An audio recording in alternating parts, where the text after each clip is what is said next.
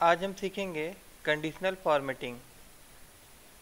देखिए, एक्सेल में condition formatting होता क्या है कि हम एक्सेल सीट का फॉर्मेट चेंज कर सकते हैं कंडीशन देके। जैसे यहाँ पे देखिए सब्जेक्ट में मार्क है। आप सोचिए कि 33 इस सब्जेक्ट सबका पास मार्क है, और जो जो सब्जेक्ट में बच्चा फेल हुआ है उसमें मैं रेड कलर का अंडरलाइन करना चाहता हूँ। अगर एक एक सब्जेक्ट में करूँगा तो बहुत टाइम लगेगा।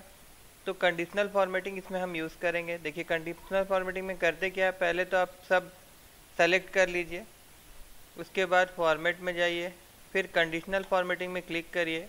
उसके बाद यहाँ पे देखिए सेल वैल्यू आएगा, सेल वैल्यू यूज़। तो अब इसमें आपको बताना है, यहाँ बहुत सारे कंडीशन होते हैं।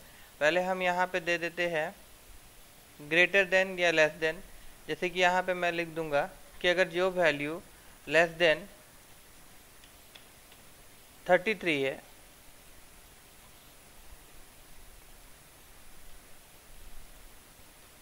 उसमें एक सिंगल अंडरलाइन आएगा और वो रेड कलर का आना चाहिए।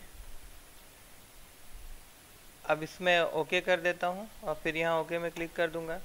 तो देखिए यहाँ पे 33 से जितना भी लेस वैल्यू था सब में अंडरलाइन हो गया और उसका कलर रेड हो गया। तो इससे क्या हो जाता है कि एक एक सेल को हम फॉर्मेट नहीं करेंगे, हम कंडीशनल फॉर्मेटिंग यूज़ करके एट ए टाइम सब सेल का हम फॉर्मेट चेंज कर सकते हैं।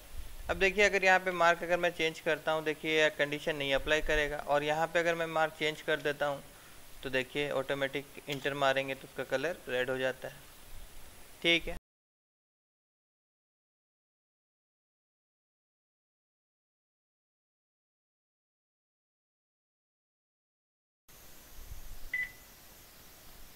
देखिए अब फार्मूला यूज़ करके कंडीशनल फॉर्मेटिंग देखते हैं। जैसे देखिए यहाँ पे कुछ नाम रिपीट हो रहा है, तो हम कंडीशनल फॉर्मेटिंग यूज़ करके रिपीटेड नाम को हाईलाइट करेंगे। उसके लिए देखिए सबसे पहले आप डाटा को सेलेक्ट कर लेंगे, उसके बाद कंडीशनल फॉर्मेटिंग में जाइए और यहाँ फार्मूला यूज़ करके यहाँ पे देखिए मैं काउंट इफ यूज़ करने जा रहा हूँ। काउंट लिखा, इफ़ लिखा, उसके बाद ब्रैकेट दिया। काउंट इफ लिखने के बाद में ये पूरा डाटा को आप सेलेक्ट कर लीजिए। उसके बाद कॉमा, क्राइटेरिया जगह में मैं फर्स्ट वाला सेल को सेलेक्ट करता हूँ। बट देखिए यहाँ पे जो डॉलर साइन दिया हुआ है इसको हटा देते हैं हम लोग। अब 1 2 3 बार F4 प्रेस करिएगा, फिर ब्रैकेट देके यहाँ पे कंडीशन दे देते हैं ग्रेटर देन 1।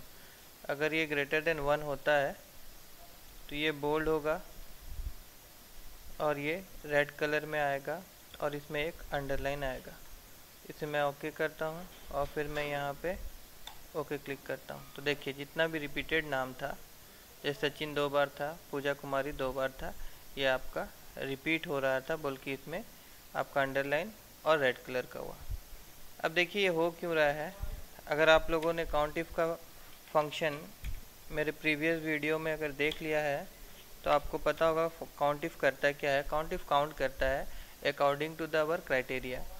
तो काउंट इफ लिखेंगे हम लोग, उसके बाद ये टोटल डाटा सेलेक्ट किए थे। फिर देखिए F4 करने से क्या हो जाता है, ये जो सेल हम लोगों ने दिया है ये फिक्स हो गया, ये चेंज नहीं होगा। जब हम लोग फार्मूला ड्रैग करते हैं तो ये नंबर्स नहीं चेंज होगा। फिर कॉमा देके फिर इस सेल को सेलेक्ट करते हैं तो ये पूरा रेंज से सचिन शर्मा को खोजेगा और हमें दिखाएगा कि कितना सचिन शर्मा उस रेंज में है। फिर यहाँ पे हम लोग इंटर मार दिए तो देखिए अब ये काउंट करके दिखा रहा है कि सचिन शर्मा 2 बार है।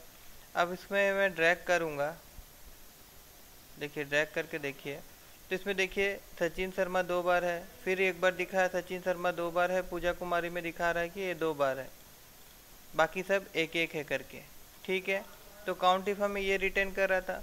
उसके बाद हम लोगों ने क्या किया कि हम लोगों ने क्राइटेरिया दे दिया if greater than, if less than 1, greater than 1। तो देखिए ये क्या करेगा, ये ट्रू वैल्यू रिटर्न करता है और ये ट्रू वैल्यू रिटर्न करेगा। बाकी सब में वो जो नेम रिपीट रहेगा उसमें ट्रू वैल्यू रिटर्न करेगा, बाकी सब में फॉल्स। तो बस यही यूज़ होता है कंडीशनल फॉर्मेटिंग में।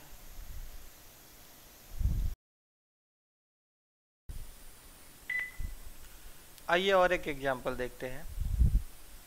देखिए यहाँ पे डेट ऑफ प्रोडक्शन दिया गया है और यहाँ पे डेट ऑफ एक्सपायरी।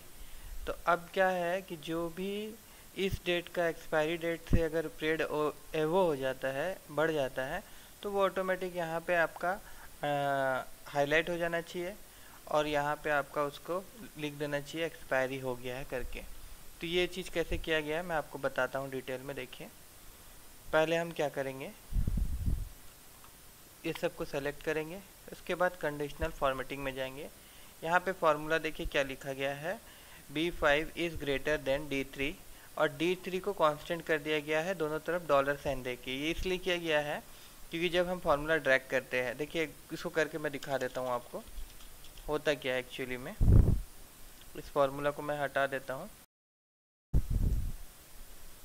अब इस फार्मूला को मैंने यहाँ से हटा दिया है। कंडीशनल फॉर्मेटिंग में मैंने जो फार्मूला पुट किया था मैंने उसको डिलीट कर दिया। अब क्या करूँगा, मैं इसको सेलेक्ट करता हूँ। नहीं, सेलेक्ट करने से पहले देखिए हम लोग देख लेते हैं एक्चुअली ये करेगा क्या। जब हम यहाँ इक्वल टू देंगे और इसको सेलेक्ट करेंगे और फिर ग्रेटर देन साइन देंगे यहाँ पे, और उसके बाद जाके इसको सेलेक्ट करेंगे, यहाँ पे ग्रेटर देन इक्वल टू दोनों दे दीजिए।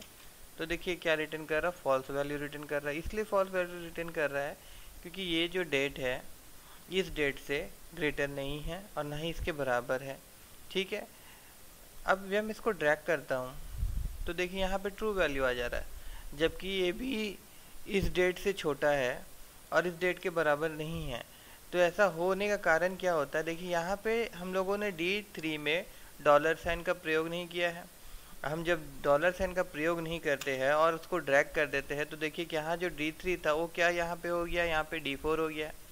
ये जो है ये यहाँ पे आपका जो B5 था तो वो हमको B6 ही चाहिए। जब ड्रैग करेंगे तो क्या होगा कि इसको इसका साथ कंपेयर कराना है, फिर B7 को फिर इसी के साथ D के साथ ही कंपेयर कराना है, फिर B7 को B8 को B9 को सबको हमको इसी सेल के साथ ही कंपेयर करवाना है D4 सेल के साथ में। तो इसके लिए हम लोग क्या करते हैं कि ये बार बार चेंज नहीं हो तो हम लोग यहाँ पे F4 दबा के डॉलर साइन दे देते हैं। तो डॉलर साइन देने से होता क्या है, जब मैं ड्रैग करूँगा तो देखिए B5 जो बिना डॉलर साइन का था ये अपना वैल्यू चेंज करेगा। देखिए ये आपका वैल्यू चेंज कर रहा है, बट अभी D3 जो हम लोगों ने डॉलर साइन के भी अंदर दिया था वो अपना वैल्यू चेंज नहीं करेगा। ठीक है, अब यही वाला चीज़ जो है इसी को हम लोग फॉर्मेट में जाके कंडीशनल फॉर्मेटिंग में जाते हैं और उसके बाद फार्मूला इज़, यहाँ पे हम लोग सेम उसी तरह फार्मूला दे देते हैं। हम लोग यहाँ लिखते हैं इक्वल टू दिस डेट। अब देखिए यहाँ पे क्या होता है, कंडीशनल फॉर्मेटिंग में आप जब भी क्लिक करेंगे तो डॉलर साइन आ जाता है। इसको हटाना पड़ेगा आपको क्योंकि हम चाहते हैं कि इसका वैल्यू चेंज हो, और उसके बाद जाके ग्रेटर देन साइन देंगे और फिर इसको सेलेक्ट कर लेंगे। ठीक है, इसमें तो डॉलर साइन हम लोग देना चाहते हैं इसीलिए इसको हटाएंगे नहीं हम लोग। फिर फॉर्मेट में जाएंगे, आपको जैसा फॉर्मेट करना है, बोल्ड करना है बोल्ड करिए, सिंगल लाइन देना है, स्ट्राइक करना है, कलर कुछ देना चाहते हैं तो कलर दे दीजिए। उसके बाद ओके बटन क्लिक करिए और फिर यहाँ पे ओके बटन क्लिक कर दिए। देखिए ये दोनों डेट जो है ये आपका इस डेट से ज़्यादा हो चुका है। दैट मीन्स ये दोनों प्रोडक्ट जो था ये आपका एक्सपायर हो चुका है। ठीक है, अब देखिए यहाँ पे हम लोगों ने क्या किया है, अब ये क्या दिखा रहा है कि कितना दिन बचा हुआ इसको एक्सपायर होने से, और यहाँ पे दिखा रहा है कि एक ऑलरेडी एक्सपायर हो चुका है। तो ये दिखा रहा कैसे है, ये दिखा रहा क्यों है, इसके बारे में आपको बता रहा हूँ। देखिए यहाँ पे फॉर्मूला क्या यूज़ किया गया है, इफ़। बोला जा रहा है कि अगर B5 में जो डेट है अगर वो B3 का डेट से अगर वो छोटा है तो ये डेटेड इफ़ का फंक्शन को ही अप्लाई करो। अगर आप लोग डेटेड इफ़ का फंक्शन जानते हैं तो आप लोग समझ गए होंगे कि डेटेड इफ़ लिखने के बाद में हम अगर दो डेट देने के बाद में डी लिखते हैं तो वो हमको डे कैलकुलेट करके रिटर्न कर देता है। और अगर आप लोगों ने डेटेड इफ़ का वीडियो नहीं देखा है तो मेरे प्रीवियस क्लासेस में मैंने डेटेड इफ़ और डेट फंक्शन के बारे में बता चुका हूँ मैं, आप एक बार देख लीजिएगा। ठीक है, उसके बाद देखिए यहाँ पे अगर बोला जाता है कि अगर ये कंडीशन सेटिस्फाई करता है तो वो क्या करेगा, वो डेटेड इफ़ वाला ये जो फार्मूला मैंने दिया है ये वो रन करेगा। अदरवाइज वो क्या करेगा, अगर ये कंडीशन सेटिस्फाई नहीं करता मीन्स ये डेट जो है अगर इस डेट से छोटा नहीं होता है, बड़ा हो जाता है या इसके बराबर हो जाता है, बराबर तो मैंने यहाँ कंडीशन नहीं दिया है, अगर बराबर कंडीशन देना रहेगा तो फिर आपको यहाँ पे इक्वल टू यूज़ करना पड़ेगा। ठीक है, तो आप चाहेंगे कि इसके बराबर हो जाए या तो इससे बड़ा हो जाए, तो वो क्या रिटर्न करेगा, वो एक्सपायरी रिटर्न करेगा। ठीक है, उसके बाद देखिए और एक एग्जांपल हम लोग देखते हैं कंडीशनल फॉर्मेटिंग को और अच्छा से समझने के लिए। यहाँ पे देखिए कुछ टिकट है, ये टिकट नंबर है और ये नंबर जो है ये ड्रॉ में निकला हुआ है। ठीक है, अब इसको कैसे करते हैं, देखिए पहले मैं जाता हूँ, उसको पहले हटा देता हूँ, कंडीशनल फॉर्मेटिंग। ठीक है, ओके कर देता हूँ, देखिए अभी हट गया है। अब देखिए इसको करते क्या है, क्या कर रहे हैं हम लोग, पहले यहाँ पे हम लोग समझ लेते हैं। देखिए equal to COUNT count if, जैसे हम लोगों ने पहला एग्जांपल में देखा था, काउंट इफ लिखने के बाद में ये क्या मांग रहा है, रेंज मांग रहा है, तो मैं यहाँ से इसको रेंज दे देता हूँ। उसके बाद कॉमा, अच्छा यहाँ पे हम लोगों ने डॉलर साइन यूज़ नहीं किया है, F4 दबा के आप यहाँ पे डॉलर साइन यूज़ कर लीजिएगा ताकि ये कांस्टेंट हो जाए। उसके बाद कॉमा, कॉमा के बाद में अब यहाँ पे हम लोग इसको सेलेक्ट करेंगे, ये क्या काउंट करेगा, ये काउंट करेगा, फिर ब्रैकेट दे देते हैं, फिर जब इंटर मारते हैं तो देखिए ये क्या दिखा रहा है 1। उसके बाद जाके फिर इसको आप ड्रैग करेंगे, देखिए यहाँ क्या दिखा रहा है 0, 45 दिखा रहा है 1, क्यों, क्योंकि इस रेंज में 45 एक है, तो वो काउंट करके हमको रिटर्न 1 दे रहा है। ठीक है, और इसी फॉर्मूला में अगर हम यहाँ पे ग्रेटर देन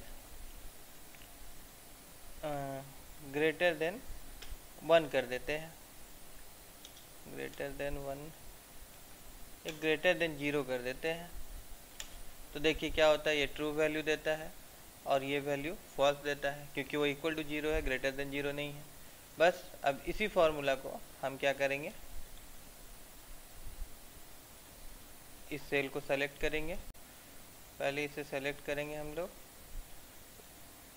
कंडीशनल फॉर्मेटिंग में जाएंगे, फार्मूला इज में जाएंगे और इसी फार्मूला को आप यहाँ लिख दीजिए।